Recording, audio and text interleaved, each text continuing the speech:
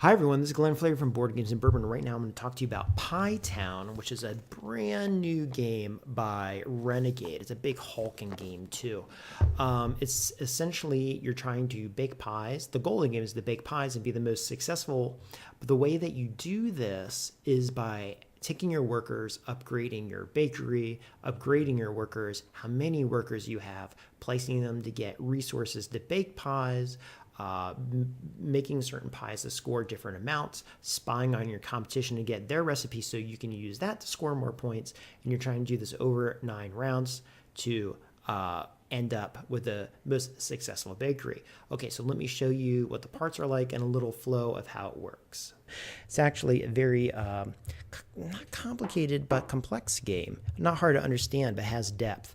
And I'd say it's a game that combines worker placement, pick up and deliver, and social deduction into one. So I'm going to basically just show you how the components work, and then I'll discuss my thoughts on it later, okay?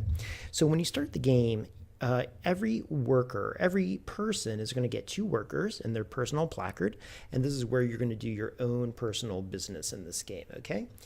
This allows you to upgrade things, to do more things as the game progresses. This kind of tracks the rounds of the game 1 through 9. Every time you play through, this is really adorable, this little pie roller is going to move up and kind of tells you what the score is. Little chunks of pie here. Oh, isn't that adorable? Even has the little ribbing on the edge there.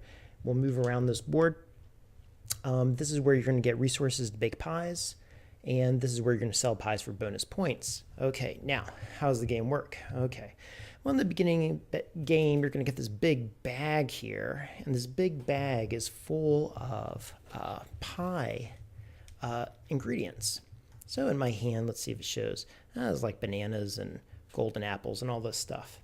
And you're going to pick 3 of these, a special element, 2 plain elements. They're going to go in a little box, and that's going to give you a special recipe that only benefits you, okay? It's your special recipe, and should you make that pie without letting your people know, you can put it on a score tracker over here. It's going to give you 7 points. You can also try to figure out what your opponent's recipe is, and you can score 7 points that way too. That will kind of make your ingredients more flexible in the future, but you know, who knows how often you're going to get to that. At the end of the game, too, if you guess the other person's recipe, you get bonus points, but if you're wrong, you lose points. So, you know, there's a gamble there. Okay, so you're going to get these workers here. Now, what do you do with these? Well, the first thing you can probably do, and if it's your turn, probably the thing you want to do, is you're going to go over here. You're going to pick one of the endless hexes on this tree. There's 2-player, 3-player, and 4-player count. And I'm probably going to go right in the center. And if your worker is a level 3, that means you can pick 3 of the fruits around here. 1, 2, 3. Let's just do this for example. And then you can put that in your storage, which is great because when you start the game, you can hold up to 8 fruit. Okay.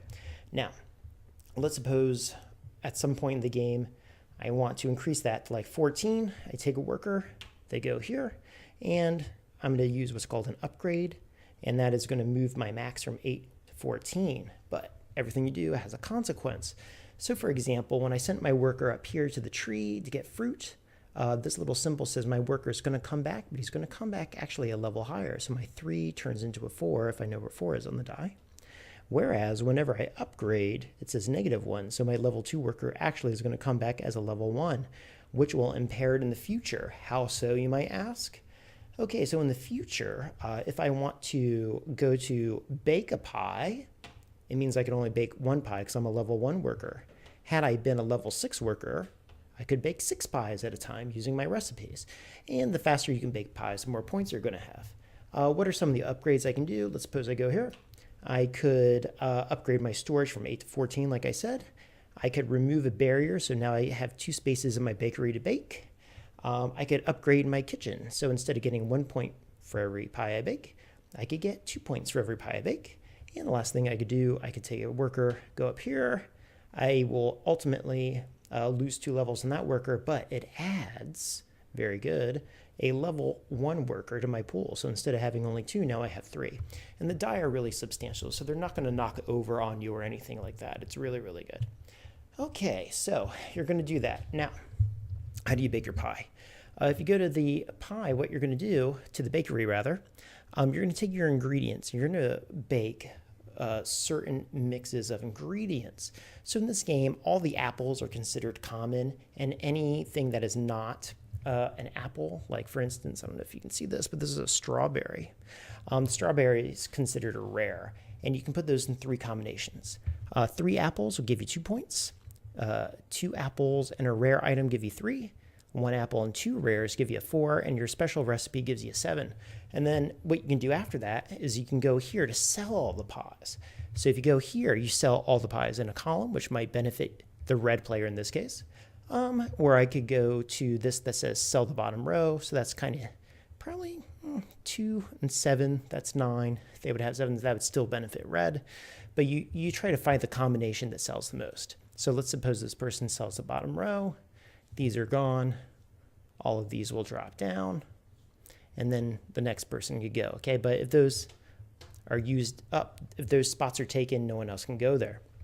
And that's really it. The last thing you can do is, let's suppose a level 2 worker is in the orchard. Somebody else can take like a level 4 worker, place it right on top.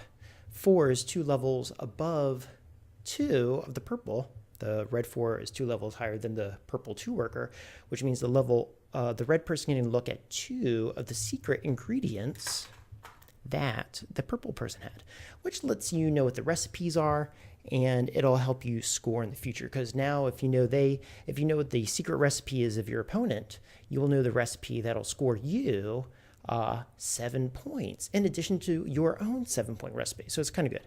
All right, now that goes on, and over here what it says is you're going to do that for 9 rounds, boop, and then the final bake off any pies over here that didn't get to score, you're going to get 1 point. You add it up, and that's how the game works. It's pretty straightforward, but there's a lot of choices, okay? All right, let's talk about all my other thoughts. Okay, so here are my final thoughts on this game. So this game is a big hulking game. It's physically heavy, as well as the mechanics itself really give you a lot to think about. So you take off this big old lid, and you get this box just dense with components that are brimming to fall out. It even goes to the point where when you get this big bag to stick your hand in, can I tell you how many times you'll get a bag where it's like, hey, use this as your draw bag. Feel free to put 3 of your fingers in it because that's as big as it is. But this way you can get all the bags in there, all the fingers in there, all your parts are in there. It's very easy to deal with. The player boards, thick as can be. Tons of them. Tons of stuff that's nice and thick. The artwork on this stuff is great. You go into the holder for all the components. All that's well done. It gives you stuff you don't actually even need, honestly. You got all your components here, nice and thick. You got these adorable little things to keep your secret recipe in. You get these dry erase markers so you can write down what you think other people are. It gives you these little pads here, and it gives you individual characters on the back. And this is so you can keep track of what you think other people's recipes are so you can score. It gives you tokens over here, so if you score over 50 points, you can just remind yourself that you're doing that. And then the glorious dice in this game, which are amazing. The dice in here, they're as big as the dice from King of Tokyo, and I love the feel of them. They're so tactile and substantial. They're not going to fall over on you. They're going to stay where they are. Every single side is not just a boring number or peps or whatever. They literally have little things, like they have a teapot, they have a whisk, they have an oven mitt, they have a hat, they have a bag of flour. There's something on every side, and it does that for all the dice and has it in all the colors. It just feels very good in the hand. The artwork in the game, much like Sunday Split, really fits what the game wants, and it makes it easy to read and convey the message so that you're not lost in trying to decipher a beautiful picture, or you're not distracted by a beautiful picture. Okay, so let's talk about some things here. I'm going to look at my notes.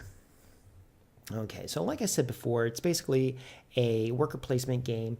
You're getting your resources, but you're trying to score the secrets of your enemies. You're trying to figure out their secret recipe. Now, if you do figure out their recipe, basically at the end of the game, you'll get two points or -2 points. You were wrong. In the middle of the game, you figure it out. You start to score pies. Okay, that's a great thing. I don't know how much brain power this little cave brain can't do it, but if you could do that in the middle of the game, that's great. I was so worried about getting my own pie made that I can't imagine having 2 strategies to make mine and there. Maybe if I just remember, it'll help if I get stuck. Okay. Okay. Now, the art in this game. 9 out of 10. It's fantastic. It's just like that Sunday split game. It's very accessible. I love the matte finish, which makes it easy to see. You're not looking at glare. And I think it fits the world in which it's trying to live. The components, 10 out of 10. They're fantastic. I've already been, regaling about how great they are. The instruction booklet, 7 out of 10. The instruction booklet, it is clear. Okay, it is clear. And there's 12 pages in there. But this back page is kind of like a thank you page. And I really think this should have been like a setup guide or a quick sheet in the game. There's no player aids. And this does get a little complex. Now, it's not so complex that I won't remember what's happening. But if I come back to this in like a month or two or who knows how long, I'm going to need a refresher about how to set it up and stuff. So it'd be nice if there's just like a quick guide there. Okay, depth of gameplay and quality of play. Okay, there are certainly a lot of things to do this game. You can either, upgrade your facility or go to the orchard or try to change the player or, bake your pies or sell your pies or get an extra worker, all these things. But there are moments where when you're behind, when the other people go first, you're going to feel like you're stuck without something of quality to do. Although there's never a moment when you're totally without something. Maybe that's just how the chips fall. So maybe it's perfectly balanced. But there are moments where it might be perceived that you don't have anything beneficial. But maybe that's just how the chips fall. I don't know. The length of the round, 9 rounds, is really good because it stops it from overstaying its welcome. But sometimes I worry with like 9 rounds, like if it's in 2-player or if it's an even number, and you have that odd round, does it benefit and go back to somebody one more time? Does that mess it up? I don't know. I'm sure they figured all this out, but in the few games I did, I wondered. Not that it helped the first player. The first player usually lost the game anyway, so who knows.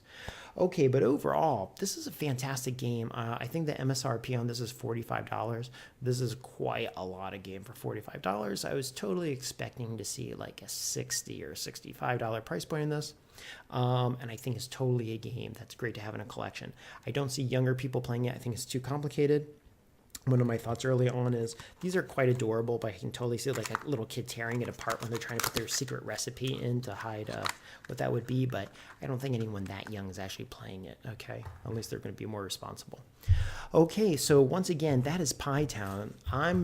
It's another great game. By Renegade. I think you're looking at another successful thing here. Anyway, guys, let me know what you think about that. I hope this was helpful, and I'll talk to you soon. Take care. Bye.